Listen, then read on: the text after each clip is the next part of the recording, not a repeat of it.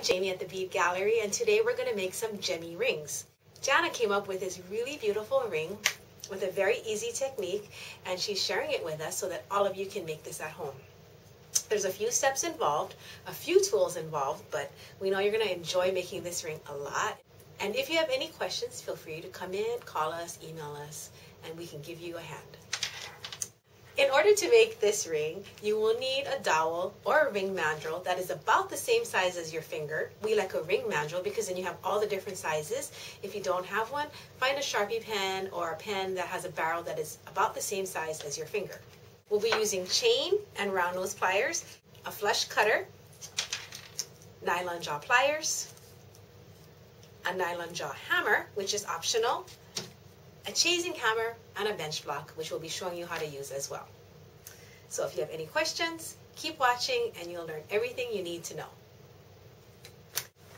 The chasing hammer and the bench block are your two most valuable tools in working with soft wire, because what this will do is harden the wire so that you can have pieces that won't stretch out, fall apart, or unravel as you wear them. So this is the chasing hammer and this is the bench block. The materials that you'll be needing for the gem cluster ring is a 2 3/4 inch piece of flush cut 18 gauge soft sterling silver wire. This length of wire will make approximately a size 7 to 7.5 size ring. You're going to also need approximately 2 feet of 24 gauge soft or fine sterling silver wire. For today's purposes, we'll be using soft wire. You'll also need approximately 2 feet of 26 gauge fine sterling silver wire and beads of your choice. Some of the tools that you'll be needing to do the gem cluster ring today are a pair of wire cutters, round nose pliers, chain nose pliers, a chasing hammer, a bench block, and a ring mandrel.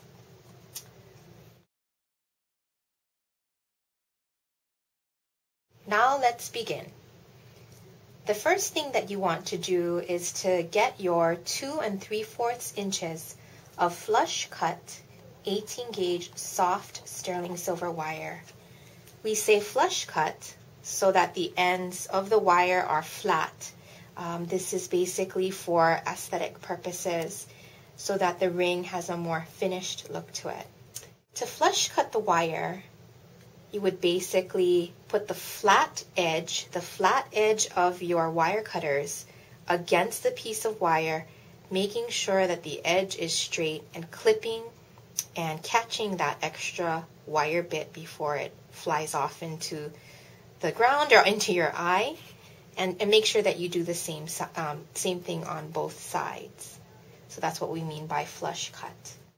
The next thing you want to do is to grab your round nose pliers and create opposite facing loops.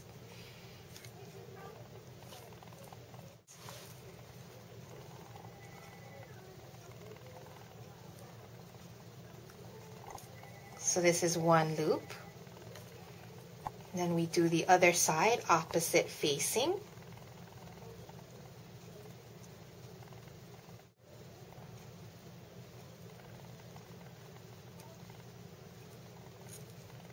So we have here one loop facing this way and one loop facing that way. The next thing we're going to do is to lightly hammer the wire with a chasing hammer and a bench block. The purpose for hammering the wire is to harden it and also to create a flat surface for the next step in creating the ring base.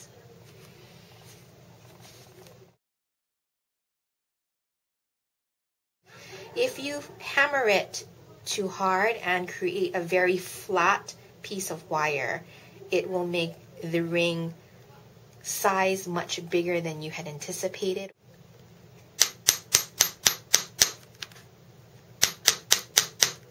What kind of hammer are you using? This is a chasing hammer. So if you look at the piece of the wire, you can tell that it is flat, but not extremely flat. So we have not altered the size of the ring base to where it will be too big for our finger. Okay, pause. The next step is to bind the ring base with the 24 gauge soft or fine wire. What you can do is start from the middle and work your way to either side of the band. Part of the purpose of flattening the wire is to make it easier to bind with this 24 gauge wire. So you want to begin by binding the wire, and you'll find that in using 24 gauge soft or fine, the wire is fairly easy to work with, and you can use a variety of techniques. Some people hold and coil this way. Some people like to use their pointer and thumb. So whatever you can do to ensure that the wire's coils get as close to each other as possible. Sometimes if you find that the wire is not close enough, and I'm going to make an example here where the coil is far, before you proceed in coiling the rest of the wire, you can sometimes use your thumb to squish it together, thumbnail, or you can use your chino's plier to squish it together. Why do you coil the wire around your base wire? The reason that you coil this 24 gauge soft wire around the base of the ring is for aesthetics and for comfort. The gem cluster ring tends to be on the bigger side, so the coiling creates a substantial looking band. Also, it's more comfortable on the finger. You'll find that it's very comfortable to wear. And part of the reason why we hammer the base wire is also so that these coils don't shift or move around after it's done. Once you've completed one side of the ring base, what you need to do is flip it over and do the other side. You'll notice that there's a big space here from when we started the first side. So what you want to do is simply uncoil and begin where you left off.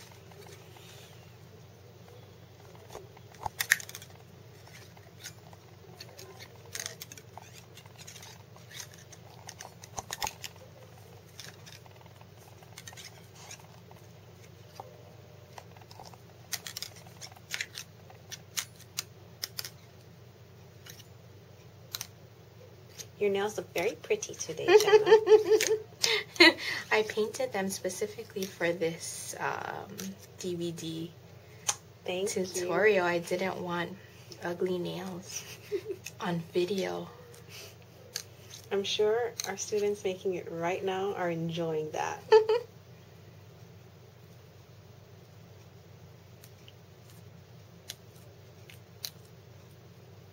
The reason why Jana is doing this so quickly is that she has made many gemmy rings. The first time you do this, you might not be able to go as fast or as smoothly, so take your time and know that this is going to come. Okay, so when you get to the end, clip the ends with your cutter, flush side down, trying to get as close to the end of the wire as possible. And what I like to do, one tip, is to cut it and tuck it in, cut the end in at the very top of this wire, because this flat side is the side that's sitting against your finger. So you want to avoid any loose ends or any wire ends poking your finger. Now I'm going to tuck in the end.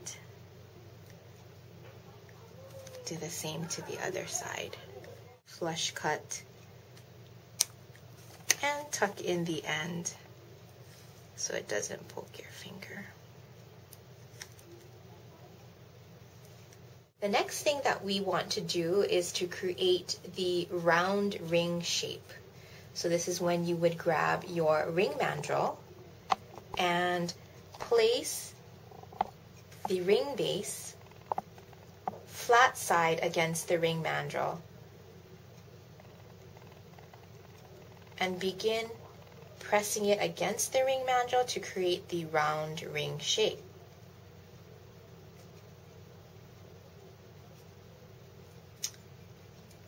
One trick here that I like to do is to flatten the eye holes or loopholes so that the top of the ring base is flat. So you may use the ring mandrel to do this by pressing the loop down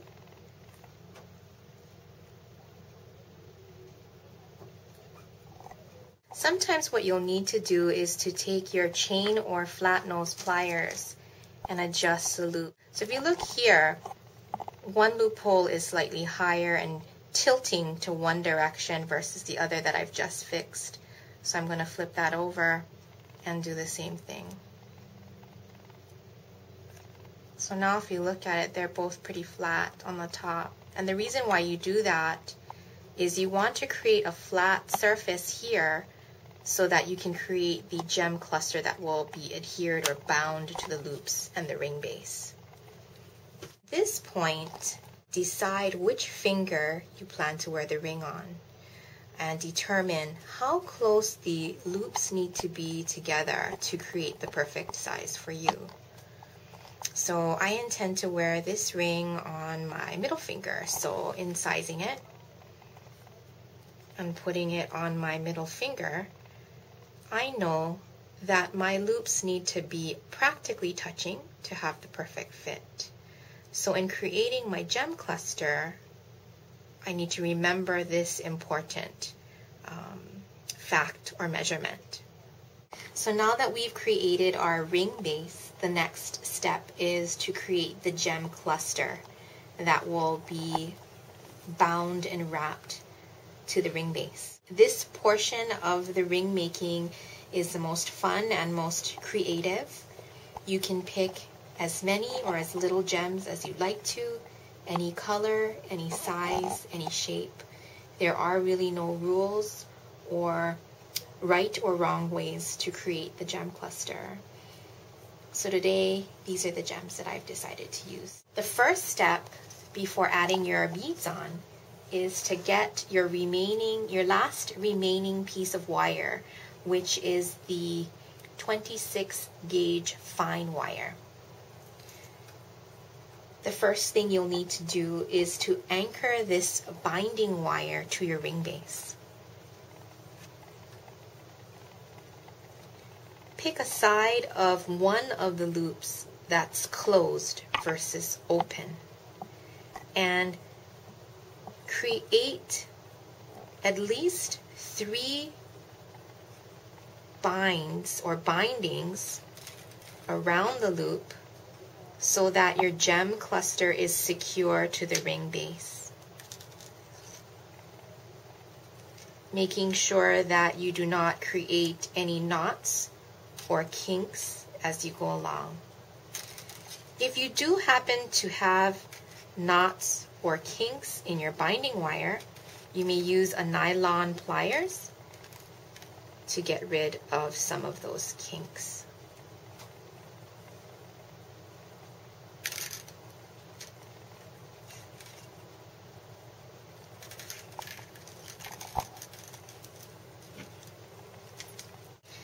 Once you've anchored your binding wire to the ring base, you may begin creating your gem cluster. One of the reasons why I chose this smaller bead in starting my gem cluster is because I'd like to work on covering the loop of the ring base so that when the ring is finished, the loop is invisible. So I like to start with a smaller piece here. So I've strung my bead, and the next thing is to bind it to the loop. Oops.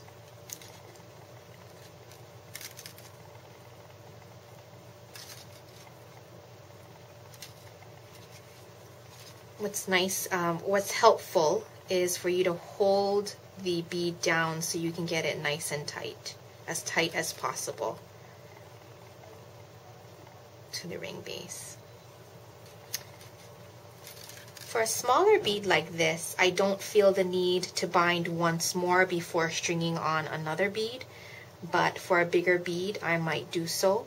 You may also string on more than one bead at a time when creating your gem ring cluster. So here I go, stringing another one of the smaller beads. So what's nice about working with 26 gauge fine wire is that it's strong enough for its purpose of binding the beads and gems to the ring base. But it's also flexible enough that even while bound, you may manipulate the placement of the beads on your ring base. So see here, they're on the edges, the beads are on the edges of my loop, but if I really wanted to, I could move them to cover the loop more on the ring base. So that's what I like about 26 fine.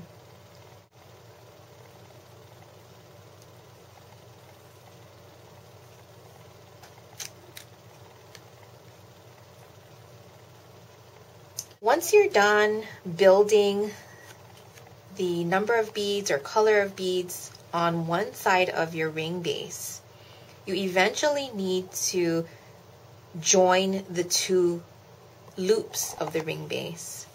So back a few steps, when I had sized my finger, my middle finger, I know that my loops need to be this close for it to fit nicely. So in remembering that distance of loops, when I bring the binding wire over to connect the two loops, I have to keep in mind the loop distance so that my ring size comes out as I wanted it to. So there's a couple of things that you can do to join the two loops of the ring base.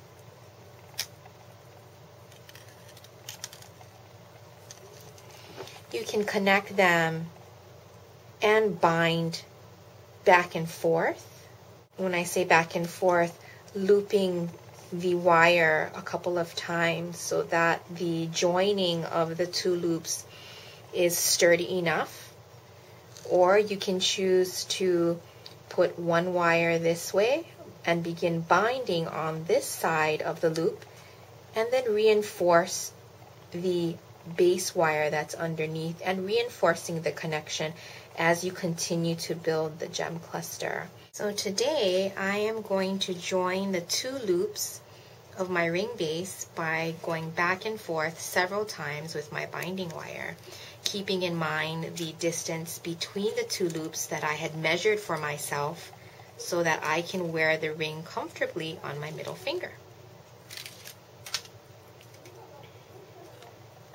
What should we do if this ring is too big?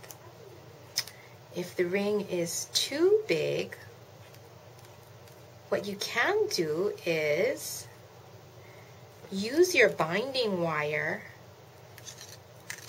to create bulk on the bottom here so that it takes up space of the ring base and will also be comfortable on your finger.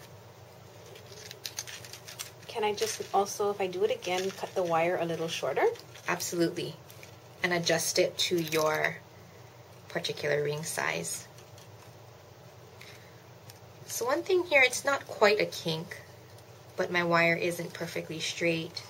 So I wanted to demonstrate how you can use a nylon jaw plier to make the wire straight for binding purposes. All you need to do is grab the nylon jaw pliers, clamp down on the wire, and run the pliers up the wire to create that smooth wire that you had before you started.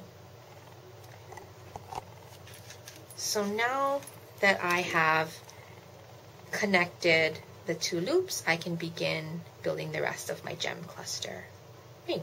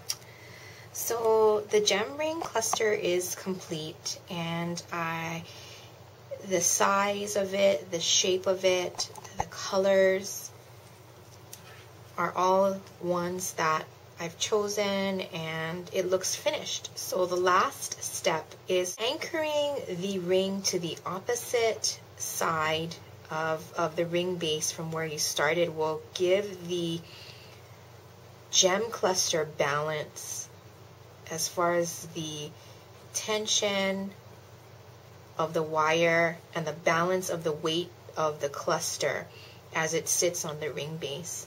So if you notice here, this side is where I started the ring cluster or the gem cluster. So I need to somehow get this wire over to this side so that I can anchor it. You can do that by weaving in and out of the gem cluster and moving this binding wire over to the other side. So I'm just going to, I went over and around, and I'll probably need to do over and around one more time before I can get to the other side.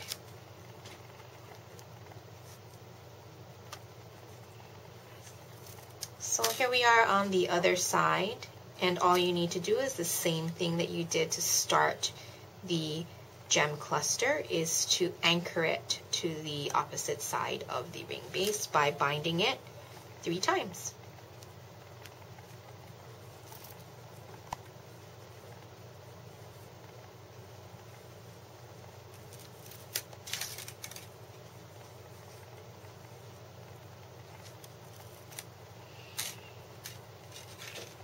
So once you've done that, you want to clip your excess wire on both sides and tuck in the edges, and you have a completed gem ring.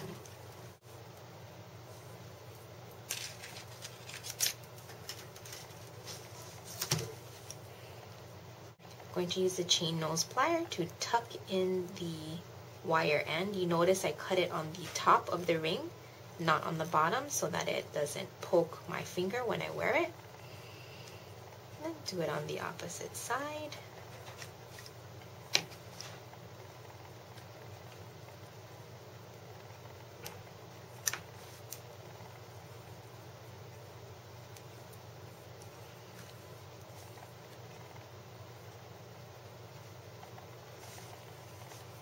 Now I have my completed gem ring. One final tip before fully completing your gem ring. During the gem cluster creation process, your round ring base shape might have become warped or bent out of this round shape. So what you may want to do is put the gem ring back on the mandrel so that you can bring back the round shape of your ring.